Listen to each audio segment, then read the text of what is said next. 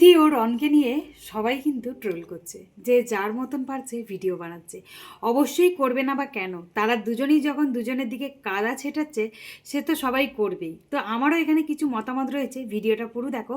Video শেষে কিন্তু সব কিছুই ডিটেলসে জানতে পারবে। চলো তবে ভিডিওটা শুরু করা। রনদা তার প্রোফাইল থেকে কিন্তু প্রথম ভিডিও পোস্ট করেছিল যে তাদের দুজনের মধ্যে সম্পর্কটা আর নেই, এবং প্রীতির নিয়ে অনেক খারাপ ভালো মন্দ কথা বলেছিল, বেশিরভাগটাই ছিল নেগেটিভ। তো তার ভিডিও থেকেই কিন্তু জানা গেছে যে তাদের দুজনের মধ্যে আপাতত ডিভোর্স হয়েছে।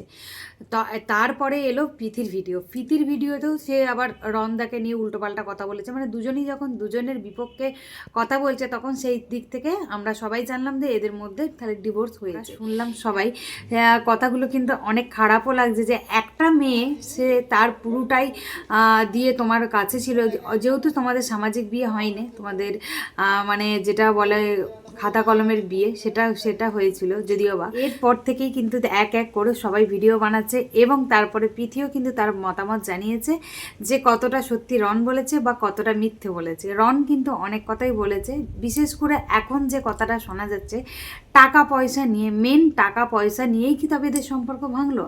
আমাদের অনেকের মনের মধ্যে কিন্তু এই প্রশ্নটা আসছে। অনেকেই কিন্তু ছোট ছোট ক্যাপশন দিয়ে এদের দুজনের ছবি দিয়ে অনেক লেখা পোস্ট করছে যে 20 লক্ষ টাকা নিয়ে এখন কথাবার্তা হচ্ছে, যে 20 লক্ষ টাকা তবে কি কে কার চুরি করেছে, কে কারই বা টাকাটা নিয়েছে। এক্স যে বয়ফ্রেন্ড ছিল তার নিয়েও কিন্তু কথা বলেছে যে আমি তোর এক্সের মতন নয়, এমনকি রক্ত তুলেও কথা বলেছে।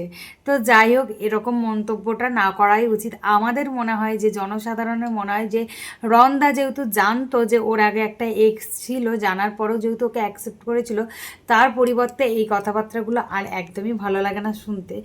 যাই হোক, আমরা সবাই চাই তোমরা আবার সবাই এক হয়ে যাও। এবং আজকের ভিডিওতেও যেটা বুঝলাম, একটা টাকা নিয়ে হিউজ অ্যামাউন্ট টাকা নিয়ে একটা ওদের মনোমালিন্য হচ্ছে, যেটা 20 লাখ টাকা। সোশ্যাল মিডিয়া সবাই বলতে গেলে প্রায় এই ভিডিওই করছে। তো সবাইকে একটা কথাই বলবো যে এইগুলো কিন্তু সোশ্যাল মিডিয়ায় এসে পার্সোনাল জিনিস নিয়ে একদমই বলাটা উচিত হয়নি। হয়তো জানি না কোন পরিপ্রেক্ষিতে থেকে তোমরা এই কথাগুলো দুজনেই শেয়ার করছো, তবে প্রীতি কিন্তু জানিয়েছে যে সে দুটো বাড়ি ভালো করে মেনটেন করতেও চেষ্টা করেছিল।